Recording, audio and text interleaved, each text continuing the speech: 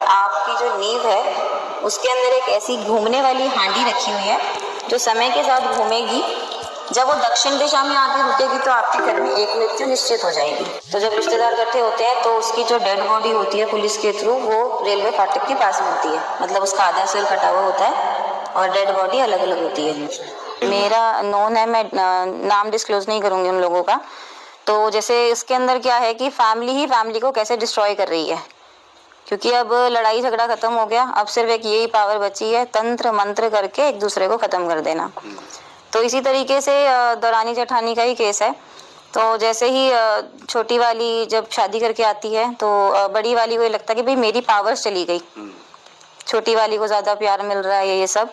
तो उसने उसके ऊपर एक ऐसा तंत्र कराया, पहली बात तो उसको बेबी नहीं हुआ 4 साल तक। उन्होंने बहुत कोशिश की, सब कुछ ओके था, रिपोर्ट ओके थी, कैसे ना कैसे उसने कंसीव हुआ उसको 4 साल के बाद। बट उसके साथ क्या हुआ था कि हर 5वें महीने में, जैसे ही वो 5वें महीने के अल्ट्रासाउंड के लिए जाती थी, वो बेबी की जो धड़कन होती थी वो खत्म हो जाती थी विदाउट एनी रीजन। तो डॉक्टर्स भी इस बात को नहीं समझ पाए। 2 केस उसके साथ ऐसे ही हुए। तो 3rd केस में उसने और उसके हस्बैंड ने किसी बाबा वगैरह के पास वो लोग गए और उन्होंने इलाज वगैरह कराया, पूछा कि ये किस वजह से हो रहा। तो उन्होंने बाबा ने एक धागा दिया और ये बोला कि अब की बार जब कंसीव हो तो आप घर से बाहर ही रहोगे, तो आप शायद कुछ बच्चा हो सकता है, अदरवाइज नहीं होगा। तो ऐसे ही उसने जब 3rd टाइम कंसीव किया तो वो अपने मायके चली गई थी। मायके जाने के बाद 9 महीने तक सब कुछ ओके था एंड उसको फिर एक बेबी बॉय हुआ। उसके बाद जैसे सब कुछ ओके हो गया, वो घर आए हैं। उसके बाद जब उन्हें वो चीज़ें पता लगने लगी कि जो उनकी जेठानी ही है जो सब कुछ ये सब कर रही है गलत, तो उन्होंने फिर एक सेपरेट घर लेकर रेंट पे उस पर रहने लगे। कुछ टाइम के बाद उनकी जो काफ़ी साल बीत गए, जब उनके 2 बेटे और 1 बेटी, फैमिली अच्छे से कंप्लीट हो गई थी। उसके बाद दोबारा से जो उसकी जेठानी है उसने फिर वो चीज़ें करनी शुरू कर दी उनके रेंट वाले घर पे, मतलब चीज़ें बेचनी शुरू कर दी, बीमारियां करनी या कुछ भी करना। तो तब उन्होंने सोचा कि शायद हम लोगों को बाहर कहीं जाकर मकान बना लेना चाहिए। उन्हें हिंट मिल गया था कि कुछ गलत हो रहा है। और फिर उन्होंने जो बाबा से पूछा तो उन्होंने यही बोला कि भाई आपके फैमिली मेंबर्स है जो ये सब नहीं चाह रहे हैं। तो उन्होंने अलग घर बनाने की कोशिश की, अलग मकान लिया उन्होंने। तो जब कहते हैं ना कि नींव जब हम रखते हैं किसी चीज़ की तो हम लोगों को ध्यान रखना पड़ता है।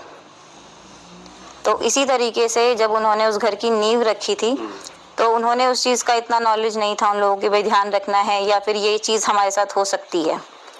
तो उसकी जेठानी ने कुछ ऐसा उसके घर में दबाया, उसकी नींव में दबाया कि जैसे जैसे वो घर बनता गया उन लोगों की बीमारियां बढ़ती चली गई।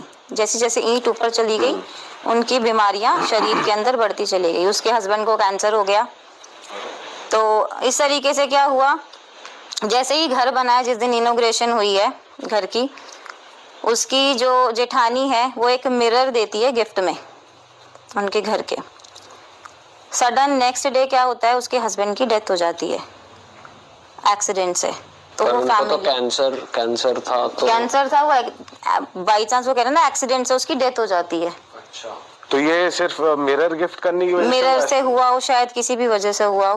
पर जैसे ही उनका इनॉग्रेशन होता है, मिरर गिफ्ट होता है उनके घर में, अगले दिन उसके हस्बैंड की डेथ हो जाती है। तो अब उसके पास 2 बच्चे थे, 2 लड़के और 1 लड़की। उनके साथ वो जीती है जैसे भी उसकी फैमिली थी। कहते हैं कि आपको गिफ्ट में कभी शीशा नहीं देते। यहाँ तक कि कहते हैं कि हम कभी पुराना मिरर भी हमें नहीं खरीदना चाहिए।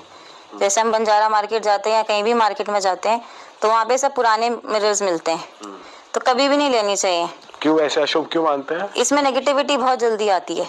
अच्छा। मिरर के अंदर यहाँ तक कि अगर कोई बाहर से भी कोई नेगेटिविटी आ रही है ना, तो कहते हैं कि डोर के सामने अगर आप मिरर लगाओगे तो मिरर तड़क जाता है अगर कोई नेगेटिविटी एंटर करती है तो।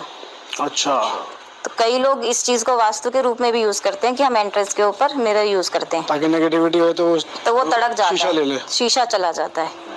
तो इस वजह से तो जैसे जैसे वो बड़ा हुआ, जो बच्चा बड़ा हुआ, उसका जॉब वगैरह करने लगे, तो अचानक से उसके बड़े बेटा डिप्रेशन में चला गया विदाउट एनी रीज़न। तो उन्होंने डॉक्टर्स को दिखाया, सब कुछ किया, जैसे जो मेडिसिन चलाई उस बच्चे की। तो डॉक्टर्स ने जितना हो सका 5-7 दिन आराम होता था, उसके बाद वो अगेन उसने नहाना छोड़ दिया बच्चे ने, क्योंकि जिसके ऊपर नेगेटिविटी आ जाएगी वो बच्चा बिल्कुल नहाना छोड़ देगा, खाना छोड़ देता है, इस सब गंदी गंदी चीज़ें उसके पास आनी शुरू हो जाती हैं। तो ऐसे ही उसने नहाना छोड़ दिया कुछ समय के लिए। फिर उसकी मदर उसी बाबा के पास गई जिससे उनके पास वो इलाज वगैरह चला रहे थे या फिर वो प्रोटेक्टेड थी।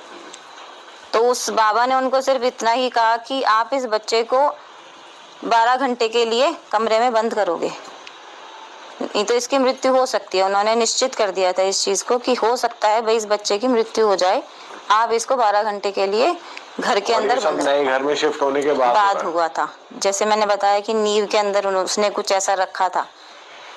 तो जैसे ही वो बाबा के पास गई है, उसने कहा ठीक है मैं 12 घंटे के लिए तो कोई बड़ी, मेरा बेटा तो वैसे भी घर से बाहर नहीं जाता क्योंकि वो डिप्रेस्ड था, सारा दिन घर में ही रहता था। तो उसने ऊपर उसको कमरे में बंद कर दिया। ठीक है, हम लोग बैठे हैं, सब बैठे हैं कि भाई बच्चा ऊपर है, कोई प्रॉब्लम नहीं है, सब सो गए।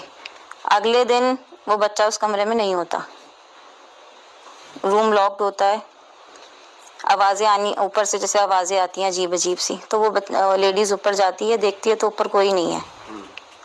अगले दिन जैसे ही वो रिपोर्ट्स वगैरह कराती है, भाई पुलिस स्टेशन में जाना, ढूंढा वाली करनी, सब जगह रिश्तेदार इकट्ठे हो जाते हैं। तो जब रिश्तेदार इकट्ठे होते हैं तो उसकी जो डेड बॉडी होती है पुलिस के थ्रू वो रेलवे फाटक के पास मिलती है। मतलब उसका आधा सर कटा हुआ होता है और डेड बॉडी अलग अलग होती है। अरे रेलवे ट्रैक के पास उसकी डेड बॉडी मिलती है। वहाँ कैसे पहुंची? वो तो लॉक्ड था वहाँ पे। वो लॉक्ड था, वही आज तक तो समझ में आया नहीं किसी को, वही सब चीज़ें जो चल रही हैं। तो उस बाबा को उसने बोला कि भाई आप घर आकर देखो, कोई ना कोई तो प्रॉब्लम है हमारे घर में। तो उस बाबा वो घर आया तो उसने नॉर्मली एक चीज़ कही कि मेरे बस की बात नहीं है, मैं किसी और को बोल सकता हूँ, क्योंकि वो शायद बहुत पावरफुल चीज़ होगी, ऐसा कुछ हो गया। तो उन्होंने कुछ नहीं बोला कि कह रहा मैं किसी और को भेजूँगा, मैं नहीं आ सकता हूँ।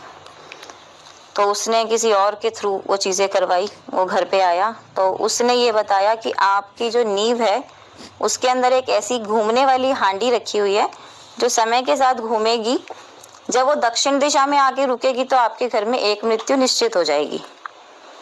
तो जो नींव है, नींव के साथ हांडी है, मतलब नीचे। हाँ, वो नीचे नींव में हांडी दफना रखी है, वो दफना दी, तो नीचे मूवमेंट हो रही है, वो नीचे ही घूमती है, जैसे कहते हैं मिट्टी के अंदर अंदर मृत्यु की हांडी।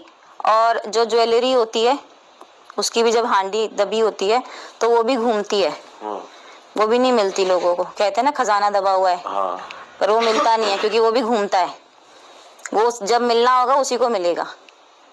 तो इसी तरीके से मृत्यु की हांडी उनके घर के अंदर घूम रही थी नींव में। तो उस बाबा ने बोला, जो मुसलमान उनके घर में आए थे, मुस्लिम तांत्रिक थे, कि ये नींव के अंदर घूम रही है, जब भी साउथ कॉर्नर में आके रुकेगी तो आपके घर में मृत्यु निश्चित हो जाएगी।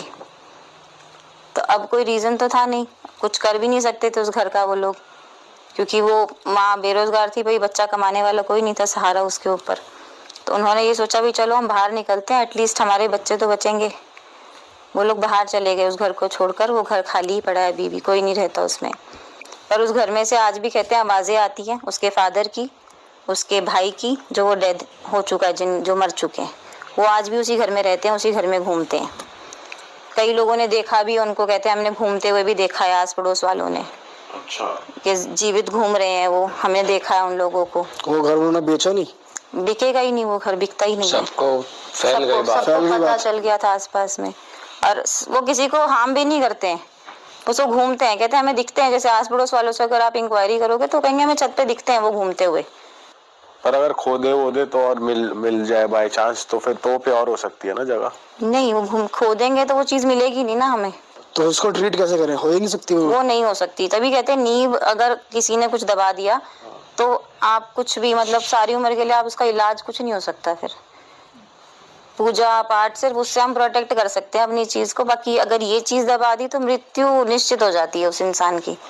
ये कैसा ब्लैक मैजिक होता है? ये किसमें आता है? ये भी मारन क्रिया में आता है। जब हम किसी की मारन क्रिया के नाम से चीज़ें छोड़ते हैं, जो हांडी होती है वो मारन क्रिया के लिए यूज़ करते हैं हम लोग। तो इस हांडी में क्या डालते हैं लोग? इसके अंदर लोग बाग क्या करते हैं, जैसे आपका कोई भी बाल होगा, बाल को यूज़ करते हैं, खून को यूज़ करते हैं, आपके पहने हुए कपड़े को यूज़ करते हैं, मतलब ताकि आपकी स्मेल उसके अंदर चली जाए। अगर ये चीज़ें मिल जाती हैं, यूज्ड सॉक्स होती हैं सबसे ज़्यादा, सॉक्स यूज़ करते हैं। उसके बाद मांस मछली जो भी वो लोग यूज़ करते हैं, दारू जाती है, बाकी और चीज़ें, दिया वगैरह दीप